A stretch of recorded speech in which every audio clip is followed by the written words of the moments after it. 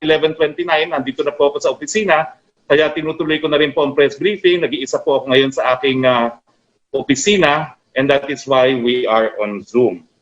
Now, since isa na ako doon sa tinamaan ng COVID, ang tanong po, ano ba ho talaga ang dahilan at bigla tayo nagtaas ng numero ng COVID? Well, unang-una po, no, meron po lumabas na report na kino-quote yung sinasabi ko na excellent tayo sa handling. Excellent naman po talaga tayo sa handling until this month of March kung saan sumipa ang mga kaso ng COVID. Ang tanong, ito ba ay dahil nagpapabaya ang taong bayan? Ako ba ho'y nagpabaya? Sa tingin ko, hindi naman, no? Dahil sumusunod po talaga tayo sa minimum health cost. Pero tignan po natin ang COVID-19 daily confirmed cases sa buong Pilipinas, no? Yung October 12 po, tignan po natin yung October 12 data. No? Ito pong March 14 data, nagpapakita na itong nakalipas ng linggo talaga ng Marso, dyan sumipa po talaga yung mga numero ng COVID. No? So, itong linggo lang naman po talaga siya sumipa. Pero kung titignan po natin yung datos ng October 12, and can I have the slide for October 12, please? Oo, makikita nyo naman po sa ng October 12, ito po yung matapos tayo magbukas ng ating ekonomiya, hindi naman po sumipa ang mga kaso. Can I have the slide for October 12, please? Wala October 14 yan March 14 to Pero kung titignan niyo po yung by October 12, no? Tignan niyo po yung October 12, no? So October 12, diyan po tayo nagbukas, no? Tapos kung makikita nyo dun sa Pasko na marami talagang nagkaroon ng pagtipon-tipon, makikita nyo rin po na hindi naman ganun talagang tumaas siya, no, nung Pasko. So ang conclusion, hindi naman po siguro dahil sa nagiging pabaya tayo. No? Hindi ko rin masasabi na ito po ay dahil sa mga bagong variant dahil hindi naman po ako dalubhasa. No? Pero ang hindi natin makakaila, talagang lahat na po ng mga variants ay na-discover na dito sa Pilipinas. Ito po yung gusto kong tignan ninyo. No?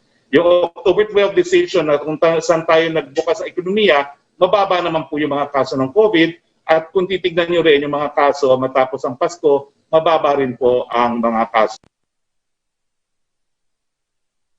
Hindi po ako po pwede mag-conclude dahil ako po hindi dalubhasa. Siguro naman po, meron talaga ibang dahilan kung bakit sumisipa po. At hindi po ito bumubura nung ating mga nagawa sa mga nakalipas na taon na talaga naman pong tumaas ang kaso at napababa po natin yan. So anyway, nasa 560,512 naman po ang gumaling, samantalang 12,829 po ang namatay or 2.06 case fatality rate.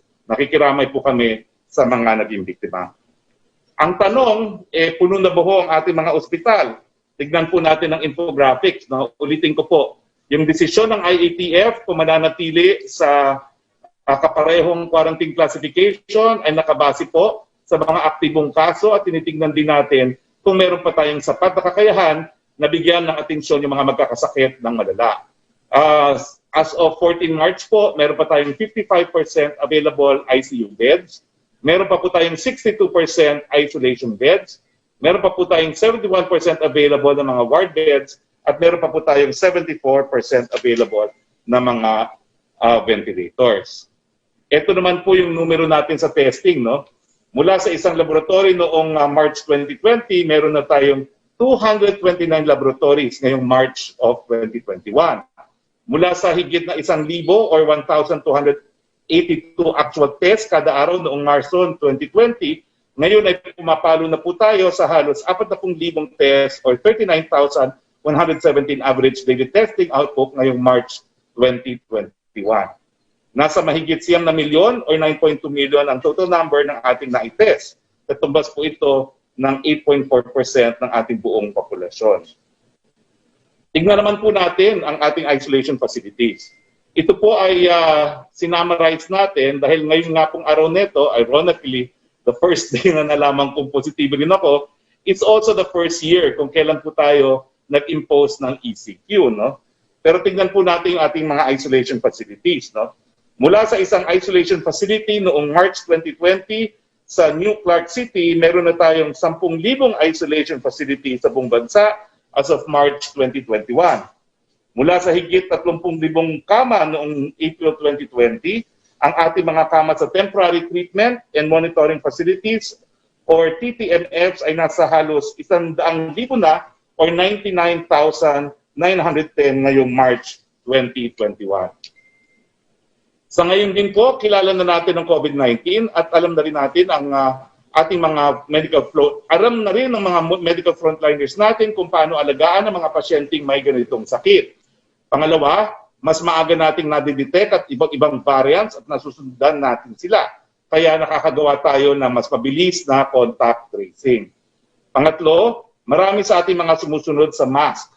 Saan man tayo magpunta sa labas, nakikita natin na maraming nakasuot ng mask at ng face shields.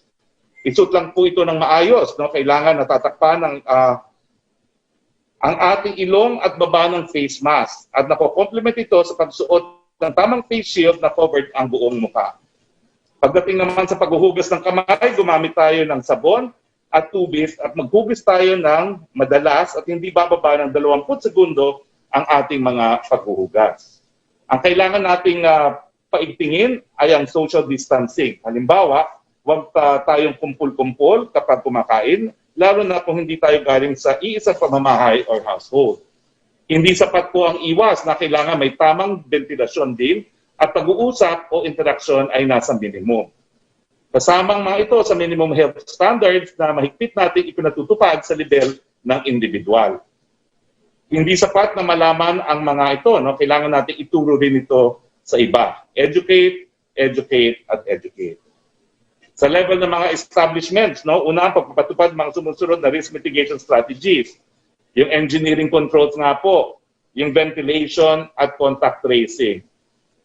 Kung meron pong mga restaurants na open air, mas mabuti pong pumunta doon sa mga open air ng mga restaurants. Pangalawa, ang pag-measure na compliance at pag-establish ng baselines. No? Sa level naman po ng mga LGUs, ang pagpapatupad ng COVID-19 Coordinated Operations to Defeat Pandemic o yung code sa pamamagitan na pinalakas ng mobilisasyon ng Barangay Health Emergency Response Teams. Ano ba itong code? Ito po yung pagpupunta ng bahay-bahay ng mga barangay health workers, no? At aktibo po silang naghahanap ng mga tao na merong simptomas. Pag nakahanap po sila ng tao na merong simptomas, diretso na po yan ng isolation at patapos po ay tinetest din po ng PCR. Pangalawa, tracing at pag-quarantine ng lahat ng close contact sa loob ng susunod na 24 oras. Sa bagay na ito, 100% ng mga kaso na may sintomas ay kailangan ma-isolate sa isang facility sa loob ng 24 oras.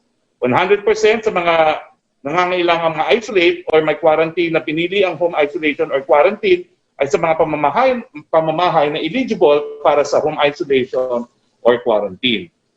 Pangatlo, testing ng close contacts na nagkakaroon ng sintomas gamit ang RT-PCR test. Pang-apat, ang pagsisimula ng contact tracing kahit nasa suspect cases. No? Panglima, ang pagmamonitor sa workplaces at iba pang closed settings tungkol sa kanilang case data at pagsunod sa minimum public health standards at safety protocols. At pang-anim, ang pagtitiyak na tamang handover sa LGUs ng mga returning overseas Filipinos at mga papasok na international travelers para masiguro ang pagsunod at makumpleto ang quarantine or isolation. Ang ito po ay kasama sa ating prevent, detect, isolate, test, treat strategy. Okay. Inaprubahan po ng Metro Manila Council na simula ngayong araw, 15 ng Marso hanggang sa katapusan ng Marso ngayong taon, ay magkakaroon na ng curfew mula alas 10 ng gabi hanggang alas 5 ng madaling araw. Para naman po sa mga commercial establishments, ang operating hours ay mula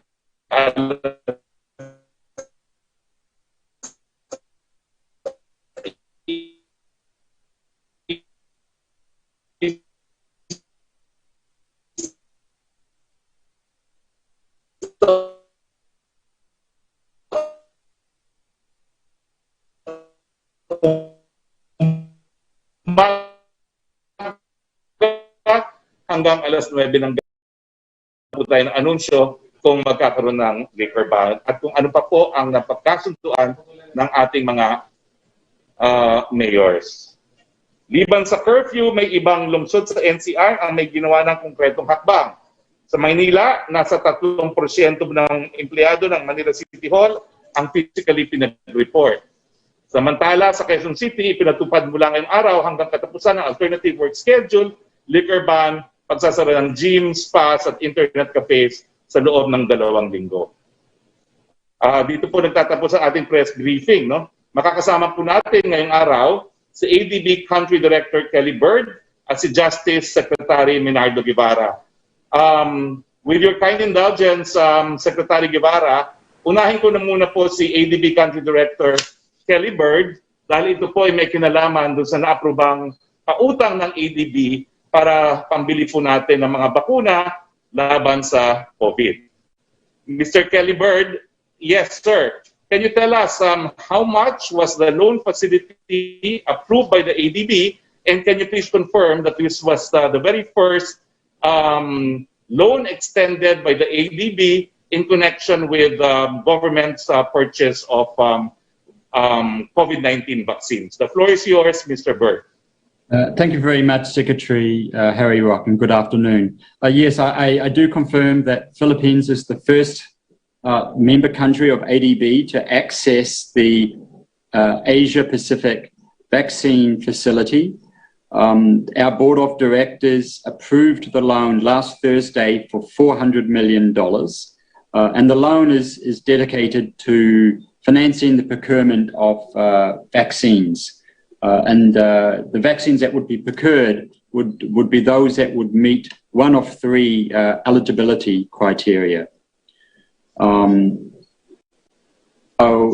if I talk about the loan features, the loan is also being co-financed with the Asian Infrastructure Investment Bank, and so they will be adding an extra $300 million. So that's a total of $700 million.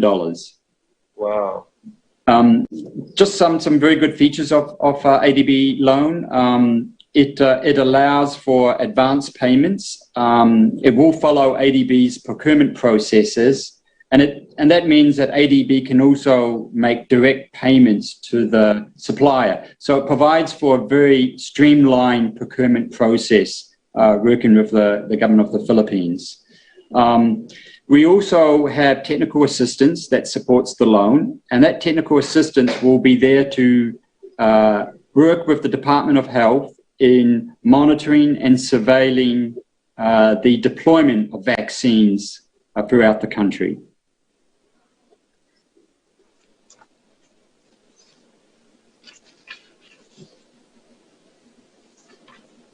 Okay, so it's 700 million, and what kind of vaccines can the Philippines purchase using this loan extended by the ADB, co-financed by the AIIB? And since this was co-financed by the AIIB, does this mean that we can also buy Chinese vaccines using the 700 million loan? Okay, so under the facility, there is 3 criteria for which vaccines can be procured. And the objective of that criteria is to ensure that the vaccines are safe and effective. The first criteria is that the vaccines should be selected for procurement under COVAX. And COVAX is a global coalition which is aimed to procure vaccines that are safe to ensure that developing member countries have equitable access to those vaccines. So that's COVAX. So if it's been selected for procurement under COVAX, then that would meet the first criteria. The second criteria is that the vaccine has been pre-qualified by the World Health Organization. And the third criteria is that the vaccine has an emergency use approval from a stringent regulatory authority listed by WHO, and that those vaccines are produced in that country. So there are the 3 criteria, and as long as the vaccines fits in under one of those criteria, it is eligible for financing under the project loan. And just give you an example, the Serum Institute of India, they are producing under license from AstraZeneca that vaccine. They call it Covishield. That brand, for example, meets our first eligibility criteria as it's been selected for procurement under that first criteria by COVAX. So the government of the Philippines is obviously discussing and negotiating with vaccine suppliers. And for those vaccines that would be procured under ADB, they would meet one of those. They would need to meet one of those criteria. A number of those vaccines are now have a pathway towards meeting one or two of those criteria. Okay.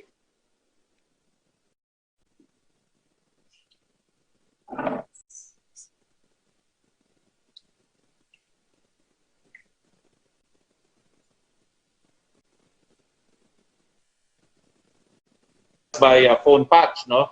Secretary, marami po nagtatanong ano na po ang resulta doon sa mga iba't ibang mga kaso di umano ng mga extralegal killings na naimbestigahan ng AO35 Interagency Committee, at specifically yung putukan po sa panig ng PIDEA at saka ng kapulisan at saka yung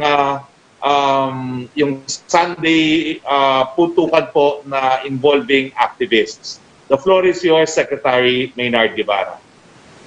Magandang tanghali, Secretary, at magandang tanghali sa mga sumusubaybay sa iyong programa ngayong oras na ito. Medyo garbled ng bahagya yung last part ng iyong talong, Sec, no? Pero I got the gist of the question. This month, ay nag-call ako ng meeting itong AO35 Committee on EJK, enforced disappearances, torture, and other grave violations of human rights. So, yung mga cases na under investigation by the AO35 Committee will be reviewed para malaman namin ang status ng ongoing investigation dyan sa mga various cases. No? Some of these cases have remained unsolved, sad to say, that dahil talagang walang ebidensya na makita o walang testigo na nagka-come forward para sabihin o ipaalam sa authorities kung ano ang mga nangyari. Pero meron din ang mga certain cases na may mga leads at patuloy na iniimbestigahan ng special investigating teams na binuo ng DOJ. Ngayon, ang pinakahuli dito ay yung mga pangyayari sa Calabar Zone, itong nakaraang, when was that? I think on February 24 or something like that. So, ang nagawa ng DOJ so far ay unang-una nagkaroon kami ng preliminary assessment kung itong incidents na ito sa Calabar Zone ay magpo-fall under the jurisdiction of the AO35 Committee on EJK, or this is something for investigation by possibly by the NBI. But based on the information that we have gathered, at least on the basis of mga reports na nakakarating sa amin, we felt na, or we assessed na this is a proper case for investigation by the AO35 Committee dahil hindi naman apparently disputed na yung mga victims dito, Harry, were members of certain cause-oriented groups, like some environmental groups or the Bagong Alyansa Makabayan. Some were peasant leaders, some were members of a fishermen's group, and so forth and so on. So, at ang involved ay state forces, that's another element para mag-fall siya under the AO35 jurisdiction. So, based on that preliminary assessment, we have decided to refer these incidents to the AO35 Committee. But last week, I have already created the necessary special investigating teams to be led by DOJ prosecutors and to be supported by investigators from our law enforcement agencies, para masimulan na kaagad ang investigation. So I suppose by today, they would have constituted themselves. We have provided the necessary funding for the operation of these special investigating teams. And pretty sure they'll be on their way to conduct the investigation on this incident in the Calabar Zone area. Back.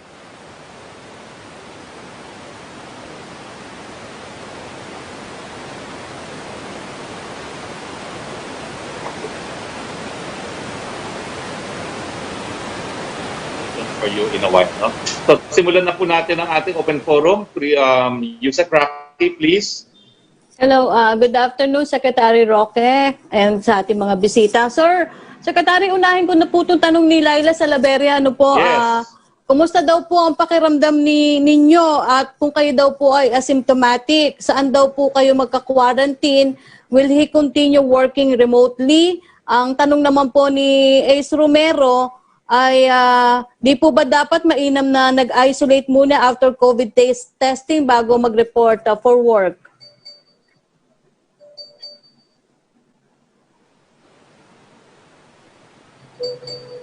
Secretary?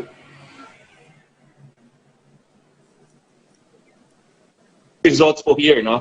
Wait lang po, ah. Yan, narinig niyo po ako? Yes, Secretary, opo. Narinig niyo po ako, no? Secretary, napuputol-putol ka. Yes, okay.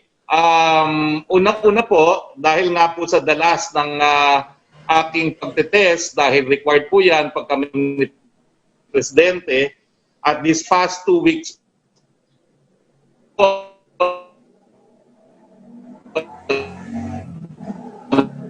no? I have had to go po naman po ay negatibo, no? Siguro po I have had a total of mga yes. Secretary, I'm sorry I've pero had a total of mga around 35 malabo. Opo, Malabo daw ang Secretary, linya. naputol po kayo dun sa unang sentence ninyo na dahil sa dalas po ng pag-test nyo dahil required pagpupunta kayo kay Presidente, naputol po kayo doon. Okay, sinasabi ko po, sa dalas po ng mga pagpupulong namin kay Presidente, I have had to undergo at least 3 PCR tests a week dahil every 48 hours po yan, no? At these past 2 weeks, talagang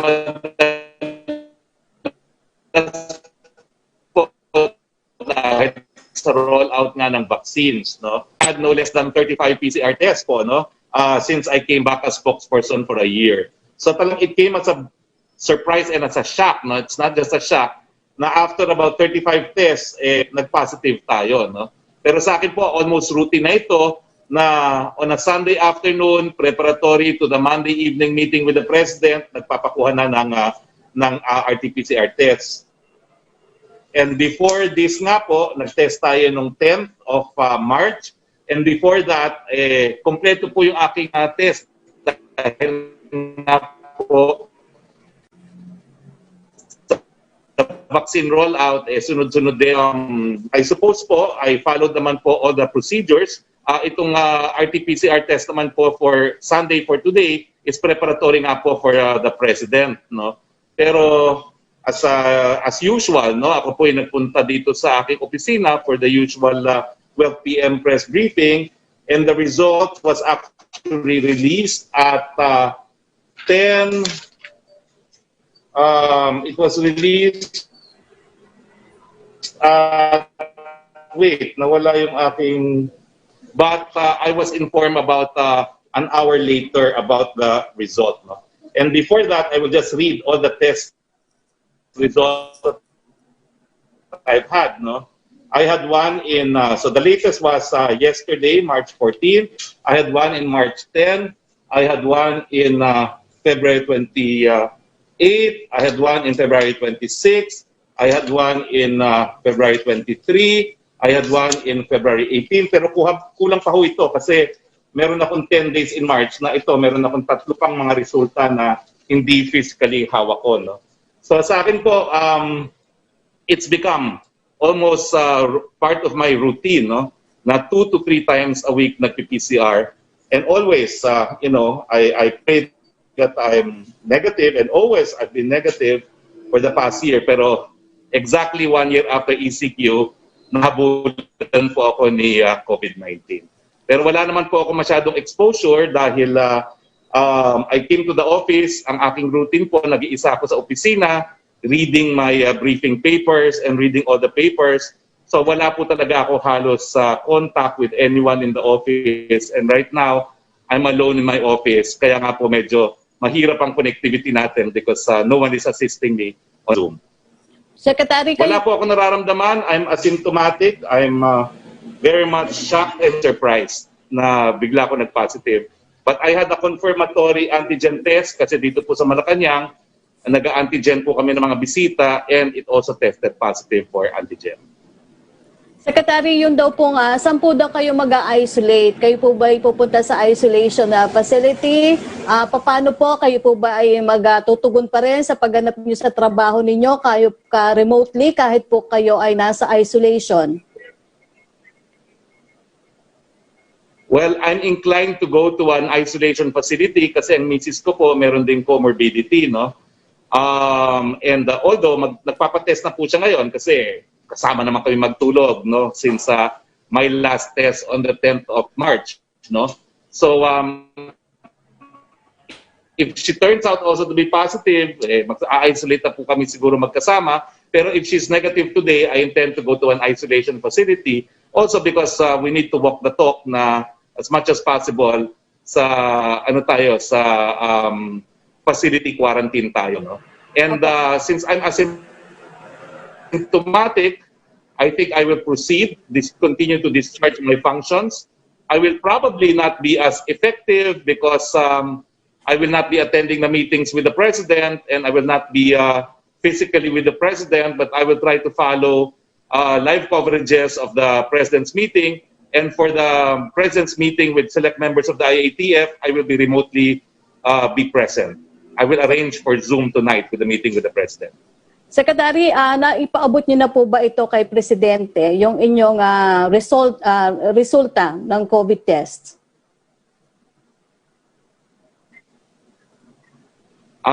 Well, hindi pa po, no? But pinakokontak ko na po ang PMS para nga to arrange for the remote attendance in the meeting later. Pero as I said po, negative po tayo for the Dumaguete trip, no? And I did not have any close contact with the president. Hindi po ako nakalapit sa kanya, just from afar. Opo. Secretary, tanong po ni Evelyn Quiroz ng Filipino Mirror. Ito po ang tanong niya. Quezon City Mayor Joy Belmonte has proposed to do away with quarantine classifications, which, as he said, has created confusion. Why does the government keep persisting with quarantine classifications instead of just imposing a total lockdown?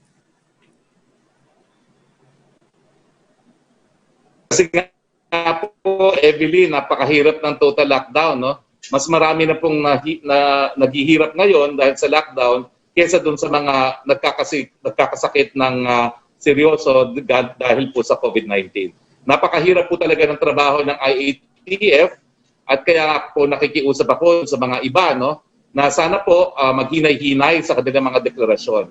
And I will specifically mention na po yung Octa Research. We appreciate po all your comments, pero talagang maselan po talaga yung pagbabalanse na ginagawa natin ngayon.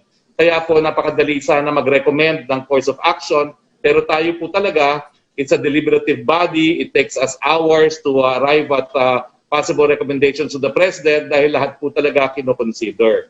Sa ngayon po talaga, tinitignan natin yung hindi lang tumataas na kaso, tinitignan din po natin yung ating healthcare utilization, no? At magtiwala naman po ang taong bayan na talagang we are always guided by data, no? Of course, all recommendations will be as a result of a very delicate balancing act. We all want to be healthy because unless we are healthy, we cannot work. But the reality po talaga is there are now more people hungry because of total lockdowns than compared to those na nagkakasakit ng seryoso. Opo. Question ni Evelyn Quiroz para po kay Secretary Menardo Guevara. Secretary, DOJ Administrative Order Number 35 created a task force to find out if violence was necessary when the members of the Philippine National Police and the Armed Forces of the Philippines serve search warrants in joint operations in several areas in Calabarzon, What has the task force accomplished at present? Research, Rocky, thank you for the question.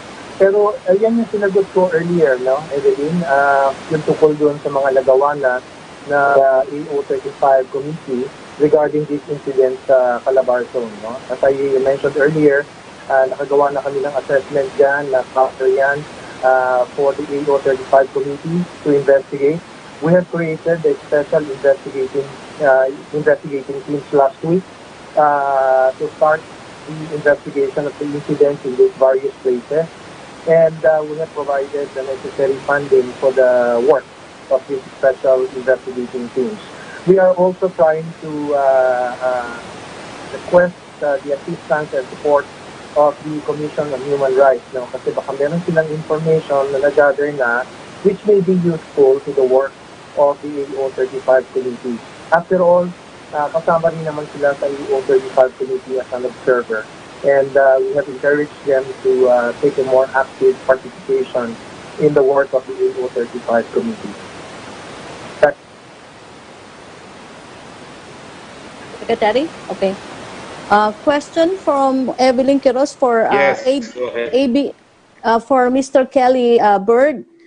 Question from Evelyn Quiroz. The Asian Development Bank recently approved a US $400 million loan that will help the Philippines purchase a safe and effective vaccine against the coronavirus. Could you give us a short rundown of the terms of the loan? Thank you very much. My video is not working, but let me give you a quick summary of the terms of the loan. It's a 10-year loan. It has a 3 years grace period before the government starts to repay back the loan. And the pricing is based on LIBOR 6 months plus a 50 basis points added to the interest rate. So the interest rate is LIBOR plus 6 months, LIBOR 6 months plus 50 basis points. The LIBOR 6 months is currently around 0.19%. So overall at the moment, the interest rate would be 0.69. They are the terms. Okay, thank you. Thank you, Mr. Bird. Secretary, ang susunod pong magtatanong si Mela Lesmoras ng PTV.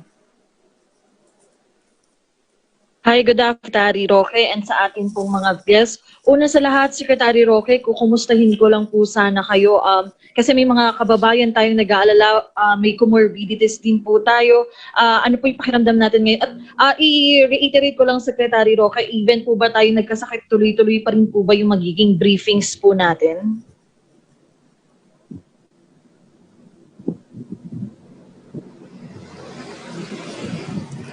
Secretary Roque, parang nakamute po yata tayo. Gaya ng sinabi ko, Mela, thank you very much for your concern. But thank God, I am asymptomatic. Wala po akong nararamdaman. I was completely surprised and shocked by the result. At wala po akong deputy spokes. So habang wala po tayo nararamdaman, I will proceed to discharge my functions while on isolation. And as I said, I'm inclined to go into facility isolation para po to encourage others na umiwas na sa home isolation. Pero magpapatuloy din po ako ng ating press briefings at everything will be done remotely. But thank you very much for your concern. And I do hope that hindi na po lalala itong aking pakiramdam. Wala po ako ngayon sa kahit anong nararamdaman. Opo. And Secretary Roque, given po dito nga sa nangyari, kapag po ba gumaling po kayo, God willing, ay gusto nyo na talagang magpabakuna, ano po yung mga parang take nyo ngayon about sa kahalagahan ng pagpapabakuna po?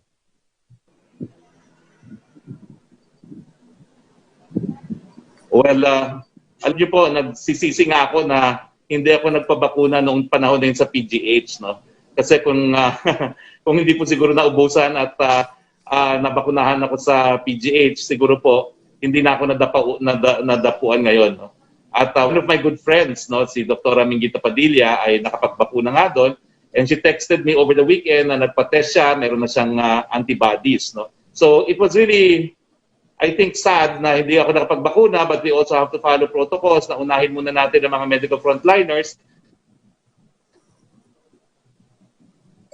So ang aking pakiusap po doon sa mga medical, pero ba ho, kunin nyo na yan. Dahil gaya ko po, nagsisisi, hindi nabigyan ng bakuna noong mga panahon na yon dahil hindi qualified. Eh kayo naman po qualified. Nandiyan na po ang bakuna, kunin nyo na po kaysa ma-include na kayo sa datos gaya ko. Opo. Secretary Roque, for my final question lang po.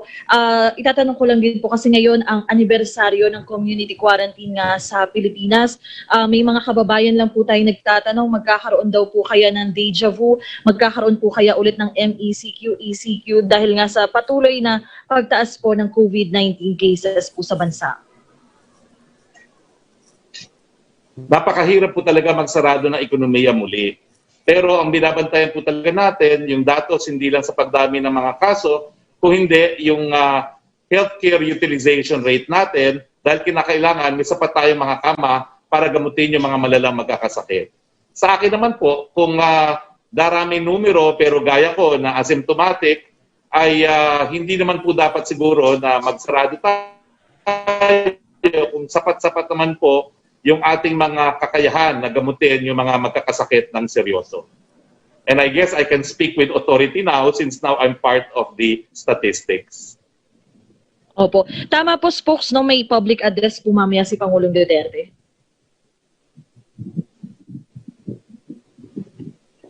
Meron po siyang public address. I will join remotely. Okay. Thank you so much po, Secretary Roque, and hiling po namin yung paggaling nyo. Ay, maraming salamat po. I appreciate it po. Thank you, Amela. Secretary, tanong po mula kay Laila Salaveria ng Inquirer para po sa inyo and para kay Secretary Guevara. The Oriental Mindoro government said PNP Chief De Bolsinas did not undergo health screening when he visited the province because he arrived via helicopter. Is the PNP chief going to be held accountable for this? And if so, in what way? Sa akin po, I leave that to DILG. Kasi sila po yung merong supervision sa PNP. Perhaps si Secretary Maynard can answer also. Thank you, sir. Yung hindi pagdaan sa health screening, alam mo, I think yung health screening kasi ang understanding ko is a requirement of the local government unit para makapasok sa kanilang lugar, no? So for entry. So, as far as General Senior's case is concerned, mooted na yun kasi in fact nakapasok na siya. No? So, tama naman si Sec Roque, this is a matter for the DILG to consider.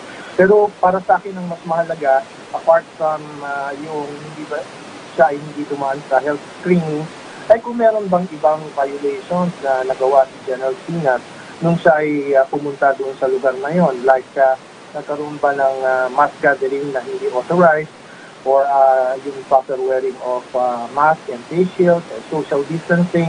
I think those are the more important concerns. Yung kasing pagpasok doon sa lugar, nangyari na yun, wala tayong magagawa ron. It's an administrative procedure only for purposes of screening people who will enter. Pero I don't know if there is an ordinance na may penalty kung sakali man na ang isang tao ay willfully hindi dumaan sa health screening. Kaya let's leave it to the DILG as suggested by Secretary. Thank you, Secretary.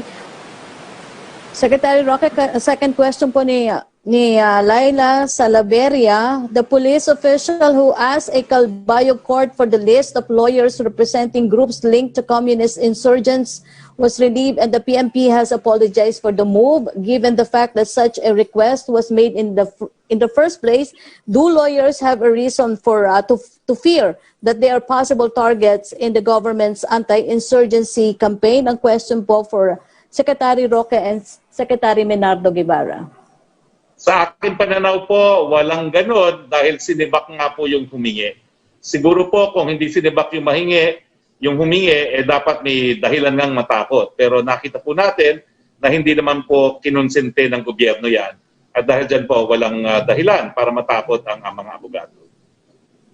Secretary Maynard? Yes, Sec Roque. It seems na isolated incident lang yung nangyari sa Calbayo City, no? And in fact, meron na ngang admission ang PNP authorities na rather improper yung ginawa na yon ng Chief of Police ng Calbayog City and the appropriate administrative sanctions na imposed. No? Kaya siguro hindi naman yun something that happens everywhere else. Wala naman tayong ibang nababalitaan na mayroong ganyang klaseng incident rin anywhere else in the country. Hindi ko naman masisisi rin ang ating mga lawyers kung sila ay mag-isip na baka mamaya ay talagang tinatarget sila o may profiling na ginagawa. Talagang maiisip ng ibang mga lawyers na meron yung gano'n. Kaya ang pinakamabuti dyan ay talagang mag-ingat na lamang ang ating legal professionals sa kanilang mga ginagawa. They should take the necessary precautions, proper coordination with our law enforcement agencies and so forth and so on. At kung meron silang nararamdaman na interest to their personal security, ay report nila kaagad yun sa pinakausulat including sa DOJ, necessary to the NBI. Yes, sir. Ang third question po ni Laila Salaveria para pa rin po sa inyo ni Secretary Roque and Secretary Menardo Guevara. How does the palace address concerns that authorities are abusing the service of search warrants and harassing lawyers and groups linked with communist rebels? Sa akin po, we have to accord our judges the presumption of regularity in the discharge of their functions. Meron pong constitutional requirement na no search warrant shall be issued except by a judge and upon finding of probable cause. So sa akin po, I would like to presume na lahat po ng mga West natin ay dini-discharge po ang kanilang katungkulan at talagang on the basis of affidavits and submissions, they're convinced na meron po dahilan talaga para mag-issue ng search warrants. So let's trust our justice system naman po at kung meron naman po talagang basehan na yung mga ibang judges ay hindi po nagde-determine ng probable cause, meron naman pong proseso dyan. And to those na ang feeling nila walang probable cause, avail po natin ang ating mga remedyo. Pero sa akin po, I was raised also by a judge, so that's a declaration na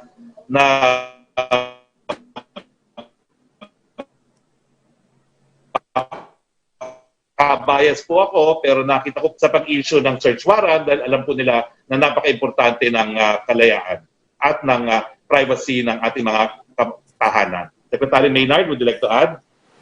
Yes, from my point of view, generally speaking, ang problema ay hindi naman talaga doon sa issuance ng search warrant, Kasi talagang dumadaan naman yan sa isang very tedious process na ang judge ay nagko-conduct ng searching inquiry at yun na nagiging batihan kung siya ay mag-issue ng search warrant. Ang talagang nagiging problema dyan is not in the issuance but in the implementation of the search warrant. Kasi kuminsan may tendency na gumagamit ng unnecessary force ang mga nag-enforce or nag-serve ng search warrant. Kaya nahanduan ng problema. Kaya kung darating yung mga insidente na ganito, na magkakaroon ng abuse sa pag-serve ng search warrant, gumagamit ng unnecessary violence, and so forth and so on, all you need to do is for people affected to bring it to the attention of the authorities concerned so that the proper administrative and, if necessary, criminal sanctions can be imposed upon persons who abuse or use unnecessary violence in the process of implementing our search warrant. Yes, sir. Secretary Guevara, salamat po. Si Trish Tarada po ang susunod na magtatanong. Trish? Go Hi, ahead, good afternoon Trish. po. Good afternoon, Spoke. Sorry to hear about the results of your test. Thank you very much. Thank you. Sir, first question na lang po siguro, would it be safe to say now that there could be delays in the further reopening of the economy? Would it be wise to delay it at this point with the situation that we have? Well, ako po, with this personal experience of mine, I will continue to work in isolation. Ang diferensya lang po, nakakahawa po, so I will isolate myself, but I will work in isolation. I will continue to discharge my functions. I will continue with my press briefings, with the monitoring of the President's activities. So sa akin po talaga, I hope to serve by example, na we need to live with this virus. So sa akin po talaga, hindi po ako nasa laylayan ng lipunan, pero I could imagine na yung mga no work, no pay, talagang nagdarasal po na sana makapagpatuloy sila magtrabaho. Dahil sa ngayon po, wala rin po tayong ayuda na nasa budget, no? Kahit anong budget. No? So magiging mahirap po talaga para sa mga nasa laylayan ng lipunan na mabuhay kung magsasarado muli ng ekonomiya.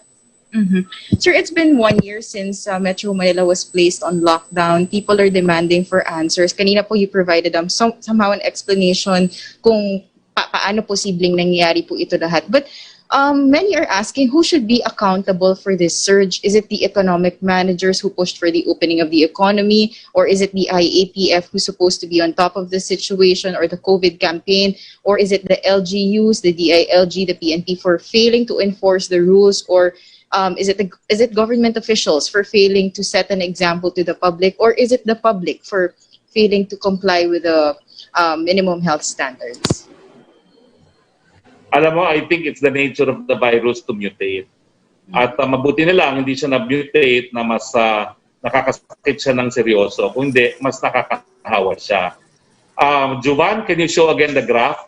Ayaw ko pong isipin na ito'y dahil sa pagbubukas ng ekonomiya. Kasi ang datos...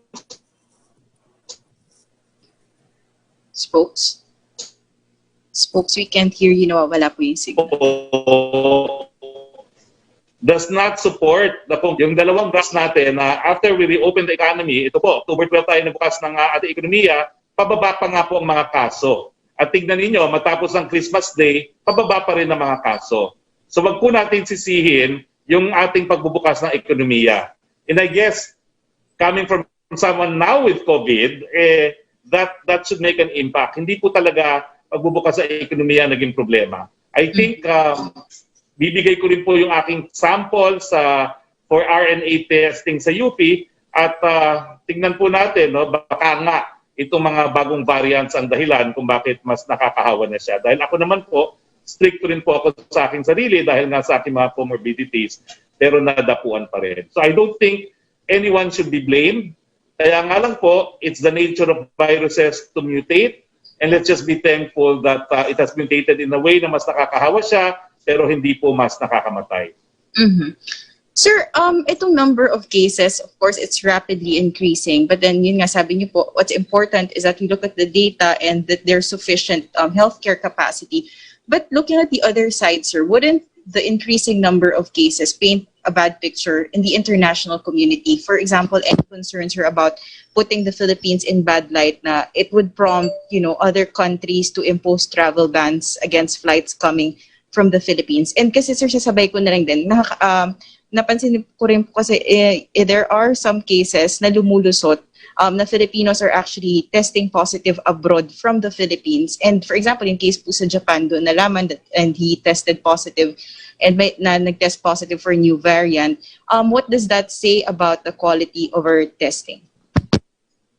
Rish, unang-una, hindi lang po sa Pilipinas nagkakaroon ng increase of cases. It is worldwide. At ito pong dahilan kung bakit despite our surge sa mga kaso, number 30 pa rin po tayo sa mundo. No? Tumaas po talaga tayo in terms of active cases from 36 to 28, pero nananatili pa rin tayo na for every 1 million population, 135. At bumaba pa po ang ating case fatality rate.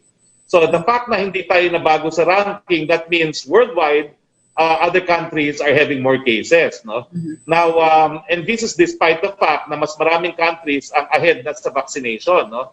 So I think, although I am not a scientist and I'm not in a position to conclude, we cannot discount the mutation of the virus as one of the grounds for this surge. Pero alam nyo kasi, ayaw kong palaging sinasabi na nagpapabaya mga Pilipino kasi kahit saan naman ako pumunta, talaga naman pong sumusunod naman yung nakikita kong karamihan ng mga Pilipino. Pero dun sa mga hindi sumusunod, nako, yan na nga po, may surge na, no? Kaya dapat, kung dati hindi kayo sumusunod, dapat siguro sumunod na ngayon dahil ayaw nating matamaan tayo, no? Dahil pag tinamaan tayo, hindi pa rin tayo sigurado na hindi tayo magkakasakit ng seryoso. Sir, final question. Yung trips po kaya ni Pangulo or yung movement ng Pangulo, would it be restricted again? Mababawasan po ba yung mga biyahe niya considering our situation now? Well, actually, tatanungin ko po ang PSG, no? Pero very busy po si Presidente this week.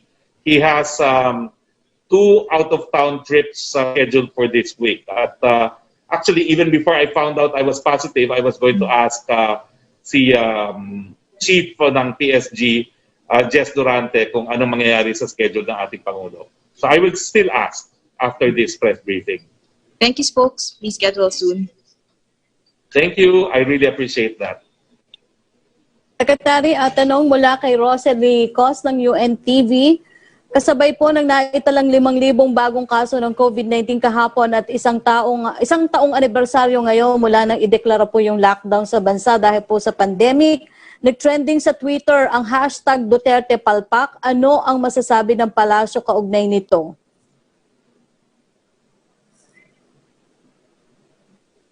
Tignan po natin ang datos. Napababa po talaga natin ang kaso. At itong buwan ng Marso lang sumipa muli. At bagamat paulit-ulit po sinasabi na hindi po ako eksperto, hindi po ako dalubhasa, hindi ako scientist, hindi ako doktor, tingin ko naman yung kumpirmasyon na nasa Pilipinas na yung mga bagong variants at itong mga bagong variants sa may nakakahawa, ito ay isa sa mga dahilan ng surge. Hindi po dahil palpak ang gobyerno. Dahil kung titignan niyo po ang ating case fatality rate, mababa pa rin po at nasa laylayan po tayo ng buong mundo sa mga numero na namamatay. Bagamat nakikiramay din po tayo sa mga namatayan. Second question po niya, excellent pa rin bang may tuturing ang COVID na response ng Pilipinas kung ikukumpara po sa mga kapwa nating ASEAN members states tulad po ng Thailand at Vietnam na mababa ang number ng COVID-19 cases at deaths kumpara daw po sa atin at bakit daw po? Well, until sumipa po mga kaso natin, we were really doing a very good job, an excellent job. Ay napansin niyo naman talaga itong pagtaas, kailan lang po nangyari talaga ito, mga nakalipas na araw. No? At ayoko nga po sisihin, ayoko sabihin na nagpapabaya mga Pilipino, meron po talagang kinalaman itong mga bagong variants na lumalabas. Kaya nga po siguro ang leksyon para sa lahat at ito na rin po isang dahilan kung bakit nagpapatuloy tayo ng ating broadcast despite testing positive is to tell people na talagang mas nakakahawa na ngayon itong COVID, mas dapat magpainting ng mask, hugas, iwas, at doon sa mga medical frontliners natin na po pwede na magpabakuna, naku po magpabakuna na kayo dahil ako nung araw na yun sa PGH, gustong-gusto ko na, hindi naman po pwede. Siguro po kung naturukan ako, hindi po ako positibo ngayon. Ang third question po ni Rosalie Cos, kaugnay naman po daw sa vaccination program ng pamahalaan, may vaccine tracker bang ginagamit ang gobyerno o may pinag-aaralang panukalang vaccine tracker? Paano mabibilis na matitrace daw po ng gobyerno kung on track ang vaccination program? Ilulunsad po natin ang vaccine tracker this week. Ang halas na advice po sa akin this Wednesday, baka malunsad po yung ating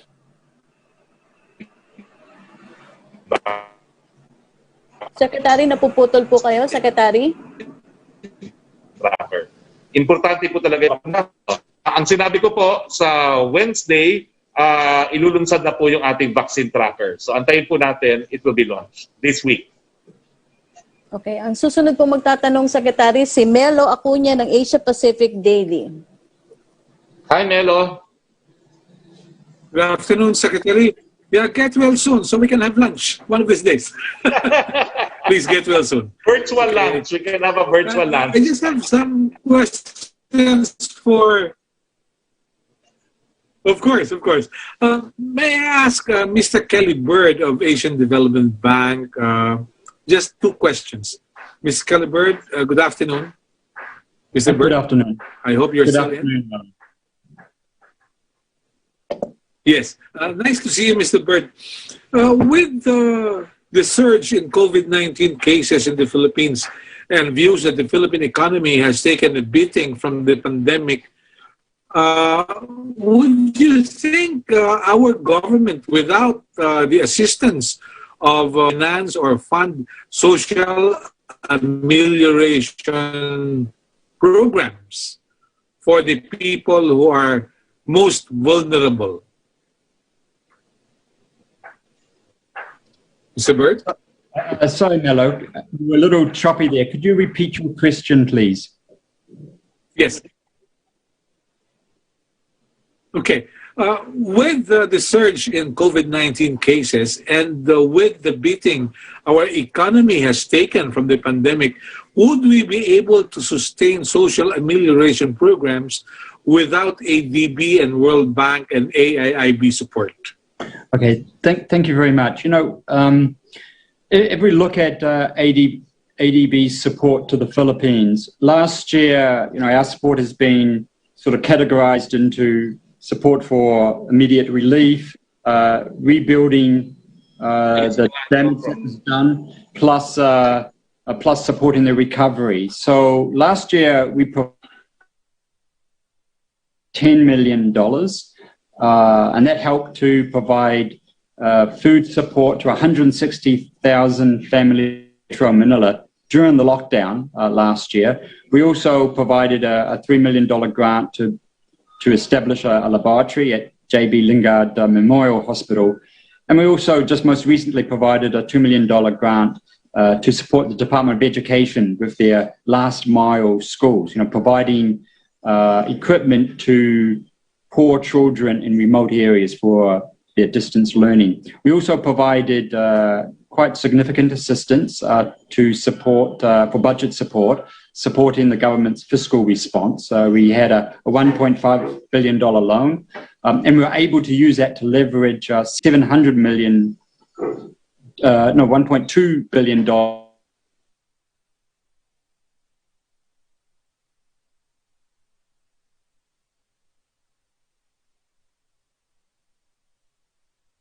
that I have there. So this year we're providing an additional $400 million for the vaccine project. So we're now moving from that relief stage of last year, and we are moving into that rebuild stage. We have the Hill 1 project that was approved last year that provided $125 million for medical supplies, equipment, and renovations to isolation wards. We're now into that vaccine stage where we're supporting the government with their vaccine procurements. That's a $400 million project. But this year we also have a robust lending program with the Philippines government. We're looking at around $3 billion. Some of it is supporting our infrastructure projects, so that can be a good stimulus for economic recovery. And we're also providing some of our policy-based lending, which is budget support as well. So we still continue to have a very firm, robust lending pipeline with the government of the Philippines this year and next year. So we are here and remain committed to supporting the Philippines get through this pandemic. Just to, you know, a last point is that, you know, the pandemic carries with it a lot of unknowns, how it, particularly on the economy and on the social sector. And that's why ADB remains fully committed to supporting the Philippines get through this pandemic. And just to reiterate, we had a very robust lending program last year, and we continue that this year and for next year, supporting rebuilding the economy and social sector, and of course, supporting the economic recovery. Yeah. Pardon my bias, Mr. Kelly Bird. I work for Asia Pacific Daily. I'm just interested in finding out if there would be co-financing projects with AIIB, aside from the $400 million deal that you approved with the Philippines. Are there still co-financing projects or programs in the pipeline? Okay. Well, last year, AIB also co-financed our fiscal response program loan. So we provided $1.5 billion. AIIB provided $700 million, and the government of Japan provided $500. So they are co-financing the vaccine projects. In terms of future co-financing with AIIB, that is always discussed with the Department of Finance through our country operating business plan. So those discussions are still ongoing in terms of ADB co-financing with AIB on infrastructure projects, like we do with other development partners. And in this way, ADB plays an important role in leveraging financing from our other multi-development banks and also our bilateral development partners.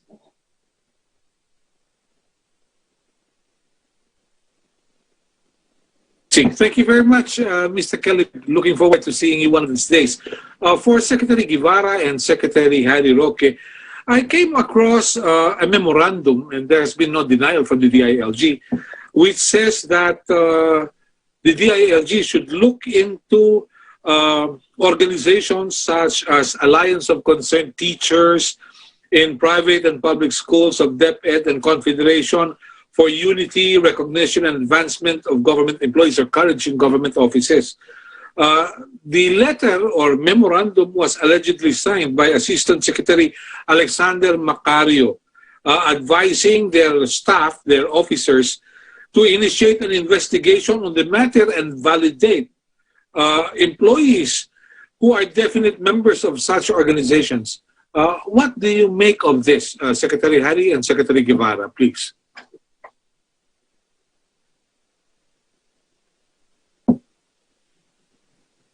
I have no personal knowledge, Melo, no, kung ano yung letter na yan.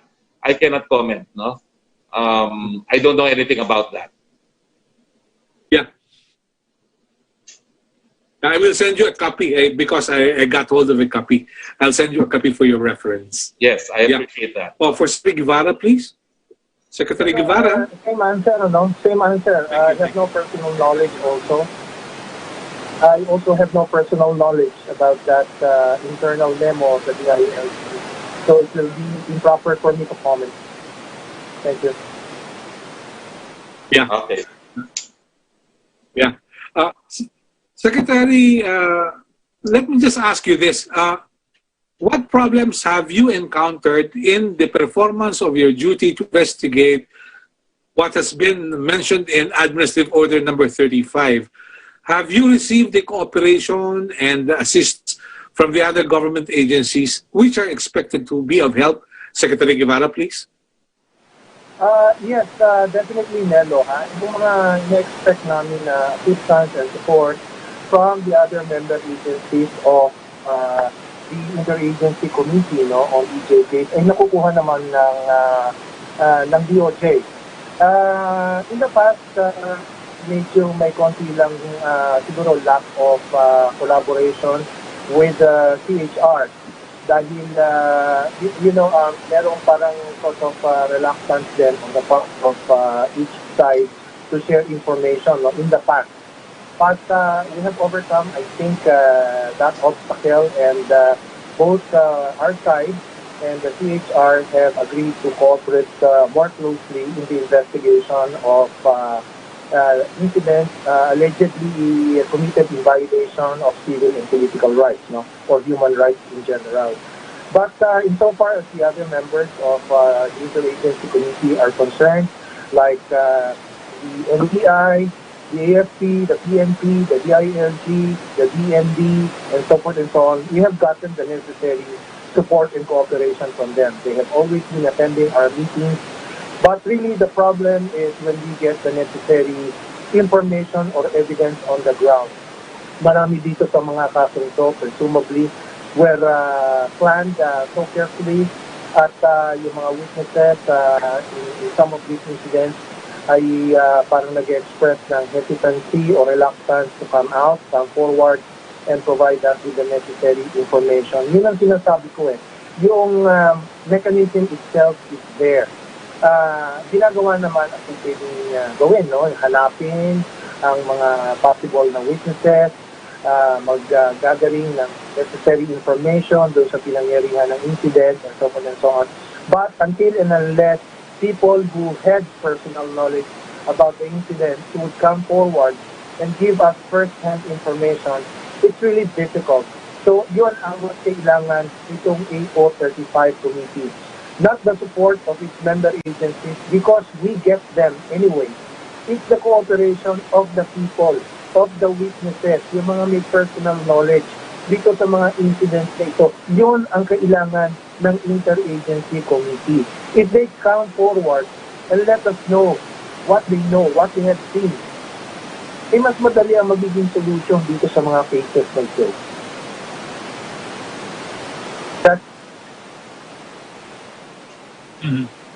Yeah. Thank you very much, Secretary. Thank you. Yeah. Secretary Harry, get well soon and see you soon. Thank you. Salamat po. Maraming salamat, Melo. Next question, please. Secretary, ang susunod na tanong po ay mula kay Rose Tobenario of Hataw for Secretary Guevara. Ano daw po ang status ng NBI probe sa umano'y multi-billion pesos investment scam ng DV Bower Farm ni Dexter Villamin? Ano daw po ang order ng DOJ sa mga piskal sa mga kaso sa korte laban kay Villamin, considering na umano'y ipinagyayabang niya ang umano'y malawak na impluwensya niya sa DOJ, DA, DOST, AFP, PMP, Congress at maging sa media. Ano daw po ang maitutulong ng DOJ upang mabigyan ng hustisya ang mga umano'y biktima ni Villamin, lalo na ang OFWs? Thank you, Rose. Rose, I don't even know who this Villamin is. No? So I wonder kung ano yung sinasabi niya na meron siyang influence over DOJ prosecutors or investigators. No? In any event, itong alleged scam, I don't know if it was really a scam, no? But apparently parang ang allegation ay Ponzi type of scheme ito, no? Involving this firm known as DV Bower Farm Incorporated or something like that. Ang alam ko dyan ay matagal lang na-investigahan niya ng NBI at ang NBI ay nakapag-file na ng appropriate complaint for syndicated estafa and or I think violation ng securities regulation code. At yung mga complaints na yan have been lodged with various field offices ng National Prosecution Service, no? Nasa iba-ibang prosecutors offices na yan. Siguro baka kailangan gawin dito, no? Apart from telling the prosecutors to expedite the resolution of their investigation, I will have to take a look at the necessity or the need to consolidate itong investigation, itong preliminary investigation being conducted by the field offices na ma-consolidate in the DOJ proper to avoid the possibility of conflicting resolutions ng various OCCs. I have not discussed this with the Prosecutor General, but since you raised the point, I will probably consider the idea of requesting or suggesting to the Prosecutor General that all of these preliminary investigations happening in various offices in Metro Manila or elsewhere be consolidated with the DOJ proper. Thank you, Secretary. Opo, thank you, Secretary. Okay, if I may add, Secretary, yung aking pinsan buo naging biktima rin dyan. Sana po talaga mapabilisan yung pag-iimbestiga dyan. Opo. Secretary, ang susunod pong tanong mula kay Chris Jose of Tremate. Reaction po sa peking driver's license na may mukha ni President Duterte na nakumpiska sa Los Angeles. Well, mabuti na lang po sikat si Presidente sa LA at napansin nung nakakita ng ID na yun po ay picture na ng ating Presidente. Ingat po, ingat. Opo. Ang susunod po niyan tanong, komento daw po sa naging pagpuna ni Senator Ping Lacson sa mabagal na vaccination program ng gobyerno kontra COVID-19. Ayon sa Senador, baka abutin pa na hanggang 2033 bago natin maabot ang herd immunity laban sa sakit kung hindi magbabago ang aksyon ng Department of Health. Well, sa akin po, pwede siguro talagang mapabilisan pa. No? Pero let me explain na limitado naman po ang bakuna natin ngayon. At ang ating binabakunahan ngayon po ay ating mga medical frontliners. No?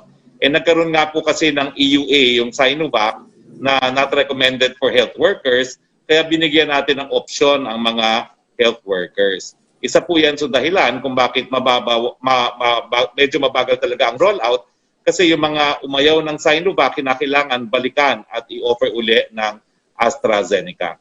Pero pag dumami na po ang supply natin at binuhos na po natin yan, dinistribute na natin yan sa pamamagitan ng lokal na pamahalaan, at wala na pong pilian, mas mapapabilisan po talaga yung proseso. Opo. Ang susunod po magtatanong si Pia Ranyada ng Rappler. Go ahead, Pia. Hello, sir. Sec, could I go to Yes. Secretary Guevara first? Yes, please. Okay, Secretary Guevara, these two questions are from our Justice reporter, Lian Buan.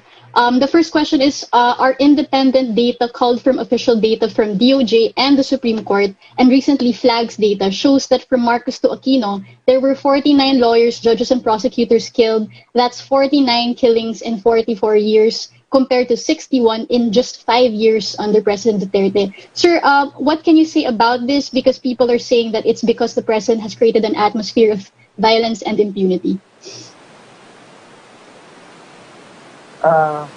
This is Rocky.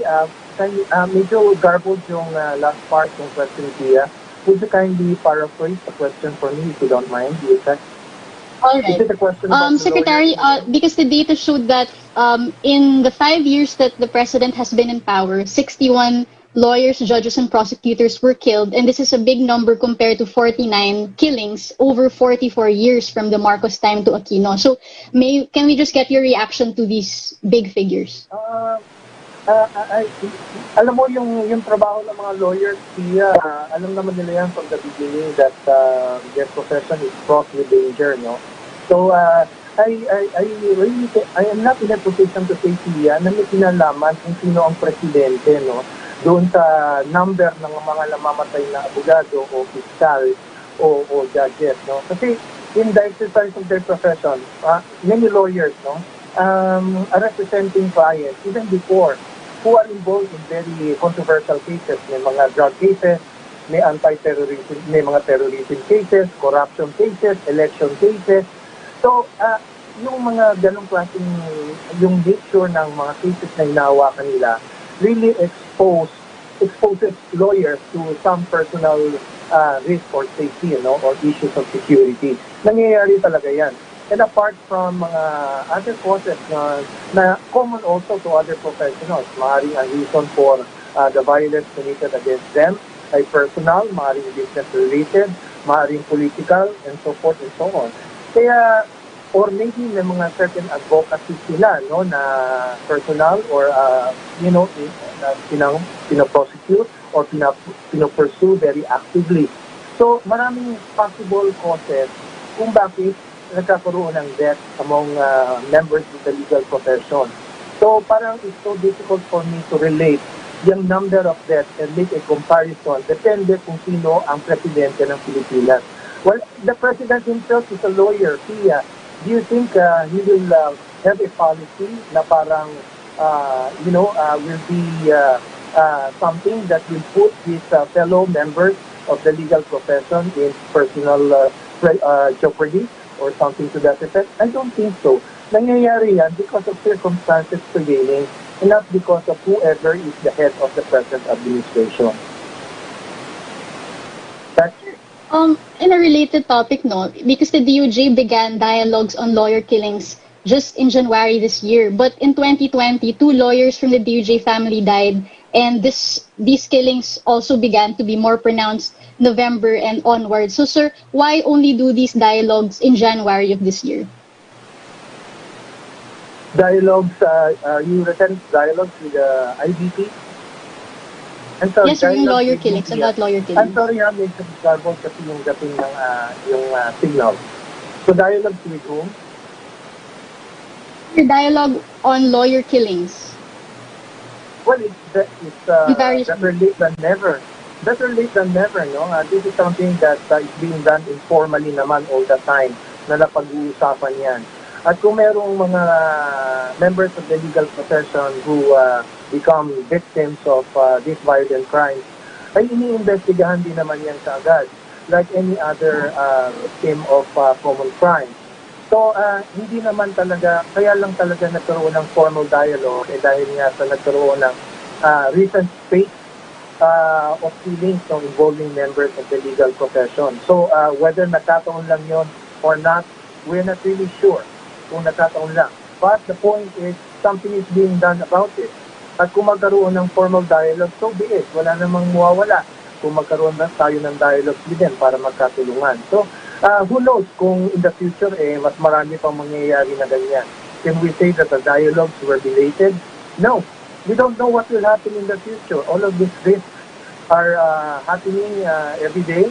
So we don't know what's in store for the future. Kaya nga kailangan ngayon pa lang ay gawin na ang pwedeng gawin to minimize incidents like this. No, hindi lang naman members of the legal profession ang nagiging victims of crimes. Marami pa, ordinary people, other professionals, and so forth and so on.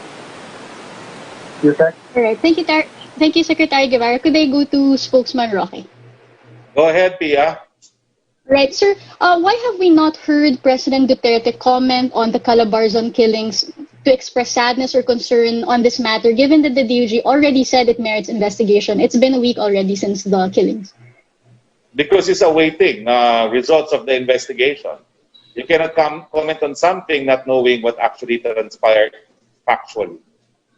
But sir, diba he would issue comments right away when during the PDEA-PNP shootout, other killings between military and NPA, palagi siyang may quick response, angry response right after. How come he is so cautious when it comes to killings like these of activists?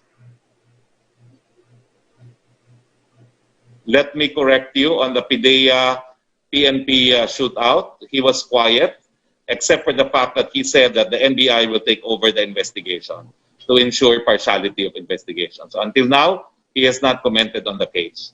Even when there was a shootout in Sulu between soldiers and policemen, he also did not say anything other than he assured the victims that justice will be done. But we don't even have that from him for this controversy. Assurance because we from are his mouth. awaiting for investigation.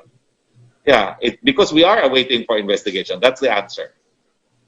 How can the palace convince Filipinos and the international community that the president is not quietly supportive, in fact, of such brutality? Because we've already traced many of his remarks. Like in 2017, he said that he would arrest legal fronts of communist groups for conspiracy. And then we have Brigadier General Felipe Natividad saying that the president's EO-70 is the reason why they conducted those raids in the first place. Because he has told the police that he will stand by them if they are in compliance and in the discharge of their official duties, meaning that the use of force is because there is a threat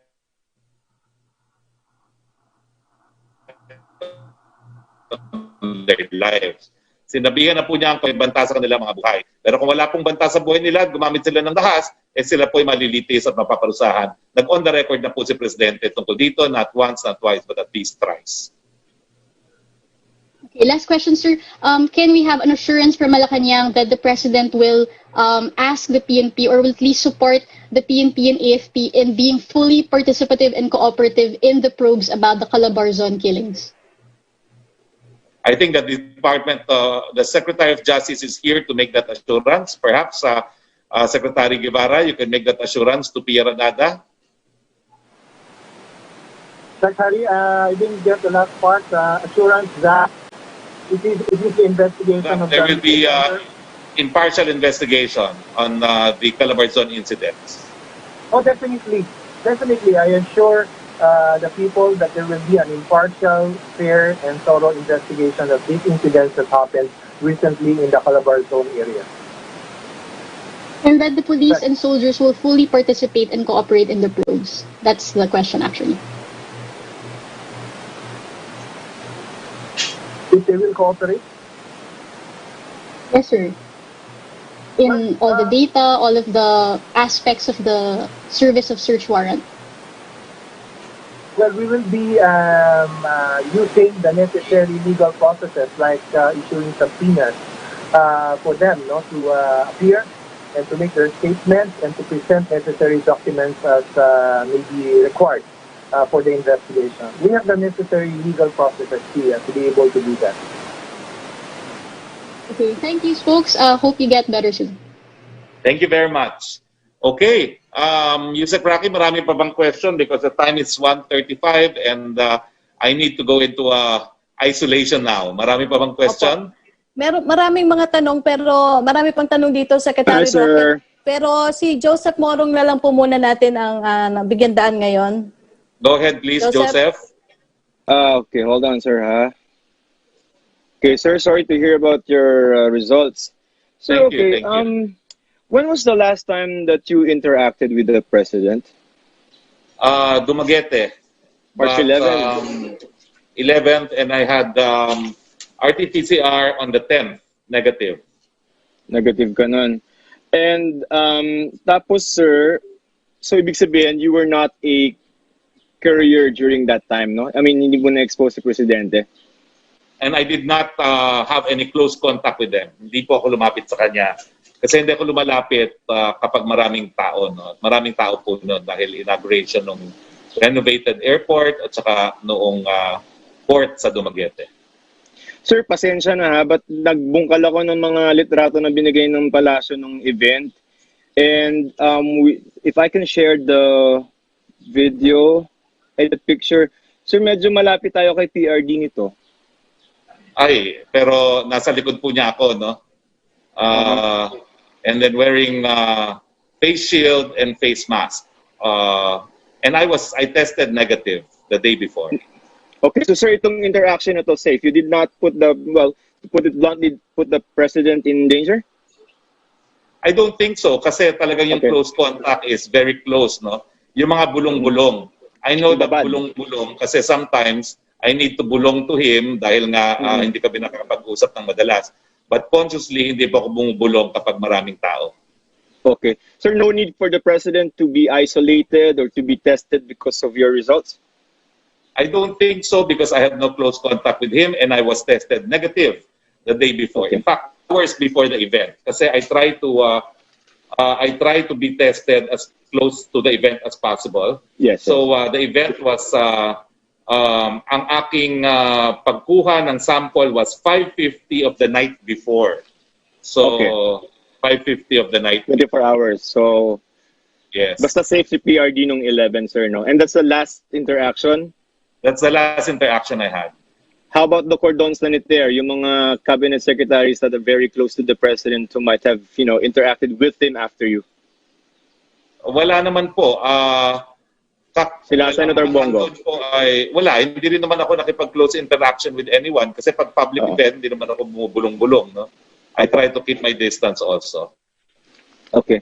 Sir, sa ano lang, kasi over the weekend, no, marami yung mga medyo umuugong-ugong na natatakot sila na mag-ECQ. Just for the record, if it were a yes or no question, mag-ECQ po ba tayo?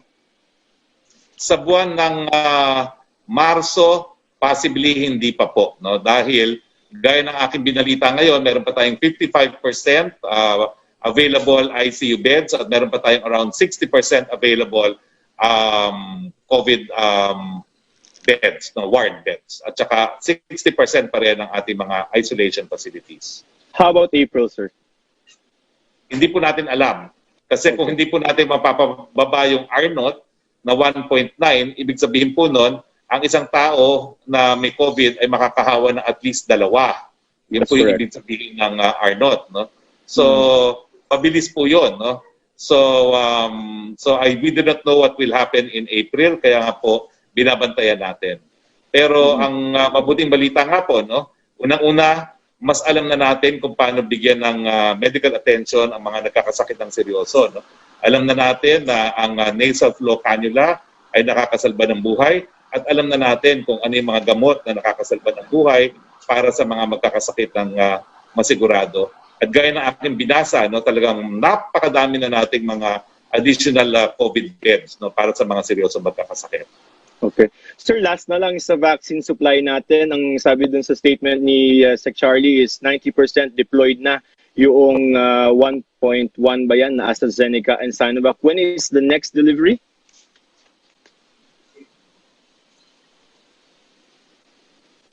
Kakaroon tayo ng at least 1 million na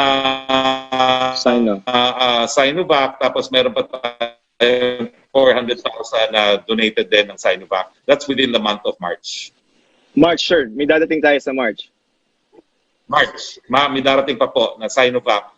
1 million na binili at saka yung 400 na additional donation.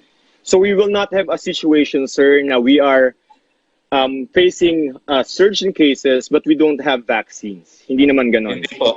At pagdating po ng Abril, dyan na talaga darating yung bulto ng ating mga in-order. Kasama na po yung mga Novavax at yung iba pang ating in-order na scheduled for arrival. Isa pa nga pala po, no?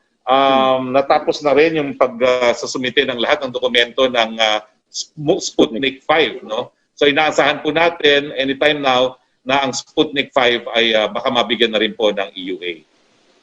Sir, would you be able to tell us now yung result ng India trip ni Secretary Galvez, or that will have to wait for the President's meeting tonight? Ang tingin ko gusto po ni Secretary Galvez, ang report niya will be directly to the President, which we will witness also in the Talk to the People. I will be there virtually. But can you say now it's been a success even without divulging the pictures and in the numbers? I think it is a success. Mm-hmm. Okay, sir. Ingat po kayo. Magpagaling po kayo, sir. Thank you. Maraming salamat. Ingat din kayo. Opo, Secretary Roque, advice niyo po ako, pwede po bang magtanong pa or kailangan niyo na po Go ahead. Since nandito naman tayo, go ahead. Sa tanong po ni Samed Denilla, para po kay Secretary Guevara, na-complete na po kaya ang new version ng concession agreement ng government to Maynilad and Manila Water Company? If yes, kailan po kaya ito ipipresent for the said company for their consideration? Yes, Rocky, we had our last meeting, yung Water Concession Agreement Review Committee about 3 weeks ago. And we already ironed out yung mga remaining major issues during that meeting. We'll be having another meeting this coming Wednesday. So I suppose that kung meron mang natira pa ng any minor point, ay mapaplan pa na yun during this meeting on Wednesday. And after that, we shall be ready to sign a new water concession agreement with Manila Water. And after that, susunod na namin yung discussions with the other concessionaire, Maynilad. Yes, sir. Thank you. Thank you, Secretary Guevara. For Secretary Roque, tanong mula kay Lanes Capante of GMA News, when will the country be able to vaccinate 250,000 to 300,000 individuals per day against COVID-19, which is the required number to meet the 50 million people target within 2021? Are there... Go ahead, sir. Inaasahan po natin na darating ng second and third quarter yung bulto ng ating orders. So pag dumating na po yung talagang maramihang ating mga bakuna, kaya po natin yan 250,000 hanggang 300,000 a day. Second question niya, is the government's failure to secure COVID-19 vaccine supply at an earlier date also a factor as to why COVID-19 cases are increasing? Hindi po, tingin ko talaga, again, hindi po ako nagsasabi na ito na talagang dahilan, pero dahil kumpirmado naman itong mga new variant at alam na po natin kung paano sila anong anyo nitong bagong variant, may kinalaman po siguro yung new variant na yan without saying na ito lang talaga ang dahilan. Pero patuloy po ang pakiusap natin, mask, hugas, iwas, at dun sa po pwede na magpabakuna, naku po, wag na po kayo magantay na mahawa pa, magpabakuna po kayo. Tanong po ni Pia Gutierrez ng ABS-CBN, the President said that he plans to relax quarantine restrictions once the country already has an ample supply of COVID vaccines. Will he reconsider in light of the recent surge of COVID-19 cases and the presence of different COVID variants in the country? Yun nga pong sinasabi ko, napaka-delicate nitong pagbabalanse. No? At hayaan po natin munang dumating ang mga bakuna, hayaan natin mabigayan sa ating mga health workers, sa ating mga seniors. At kapag nabakunahan po natin ang health workers at seniors, kaya naman po ng ating kababayan na mabuhay na naririyan ng COVID. Talaga nga lang po matindi yung exposure ng mga health workers at matindi po talaga ang tama ng COVID sa mga matatanda at merong comorbidity. So yun po talaga ang dapat natin bantayan. So nakikiusap nga pala po ako, ang aking karanasan, nung linggo, na madami ako nakitang mga seniors na nasa labas, kayo po, kapag kayo tinamaan ng COVID, hindi po gaya naming mga mas bata, mas matindi po epekto ng COVID. At ngayon pong parang mas nakakahawa itong mga bagong strain, pakiusap po sa mga seniors, manatili po sa inyong mga tahanan. Opo. Tanong ni John Punsala ng ABS-CBN, with coronavirus cases surging and protocols being tightened, at least 2 senators lament that we seem to be back to square one. Do you agree with this statement? Why or why not? Hindi po, dahil bago naman sumipa ang mga COVID cases this March 19, itong buwan ng March, talaga naman po napapababa natin ang mga numero. And worldwide, talagang sumisipa po ang mga numero, kaya hindi pa rin tayo umaalis sa posisyon natin na number 30. Ang dahilan po dyan is talagang buong mundo are experiencing this kind of increase in numbers. Opo, ang second question niya, as the Philippine COVID-19 quarantine enters its first year, what does the government think was its biggest mistake in crisis management and how could we do better? Ulitin ko po, no, we could do better in contact tracing. Kaya nga po ngayon, uupo ako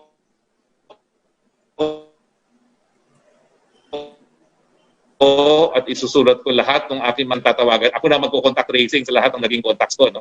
At in this connection, siguro, Yusek, no? Sasabihin ko na yung mga resulta ko para, kasi we have to trace back 14 days. No?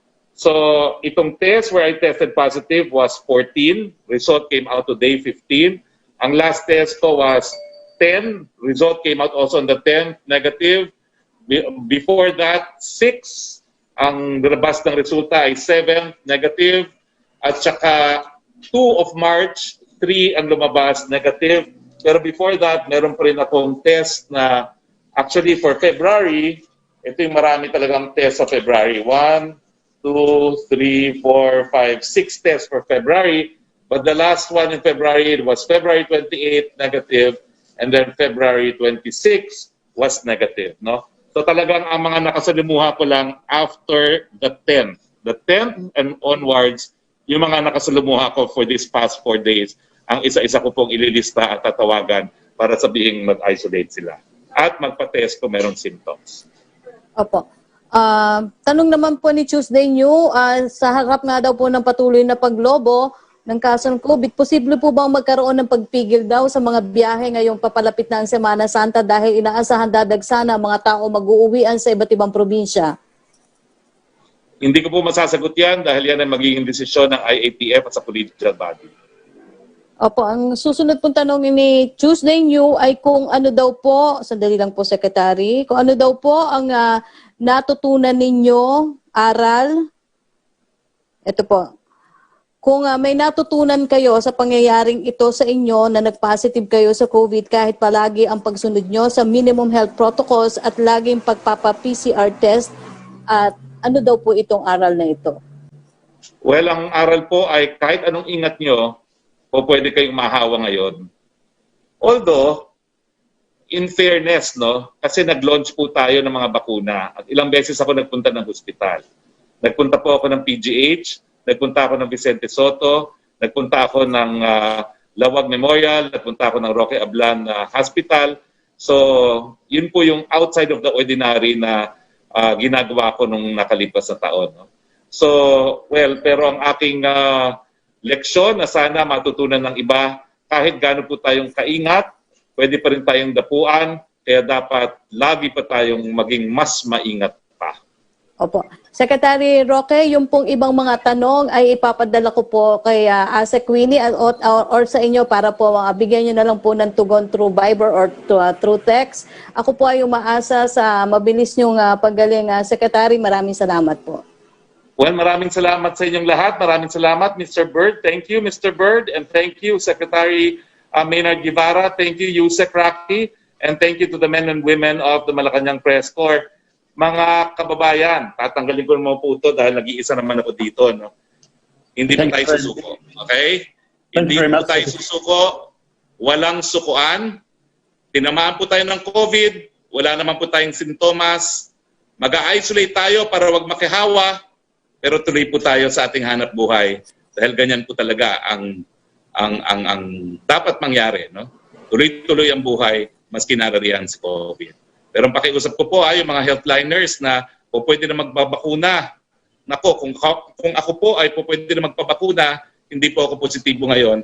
Ang pakiusap, sige na po, magpabakuna na kayo dahil maraming gaya ko na hindi pa po pwede at sana ay nagnanais na nabakunahan na rin. So mga kaibigan, hindi po tayo mawawala. Laban po tayo, magpapatuloy po tayo na ating trabaho at bukas makikita-kita tayo on Zoom. At ako po siguro ay papasok sa isang institutional quarantine facility. Hanggang bukas, mga kaibigan, pangako yan, di tayo mawawala. Stay safe po. Ito pa rin ang inyong Spokes Harry Roque. Thank you po sa inyong mga panalangin and I will be here tomorrow. Bye-bye po. Thank you, Secretary. Stay safe. Matinding kalaban ng COVID. Ayokong makahawa. At mahawa. Pero kailangan ko na magtrabaho. Kaya di ako magiging pabaya. Di matigas ang aking ulo. Iingatan ko ang aking sarili. Para maingatan ang pamilya ko. Ito ang ambag ko. Ako. Ikaw. Lahat tayo. Sama-sama nating Mayaangat ang bayan. Basta't sama-sama tayo. sa pag-ingat buhay. Para sa ating hanap buhay. Mask, hugas, iwas.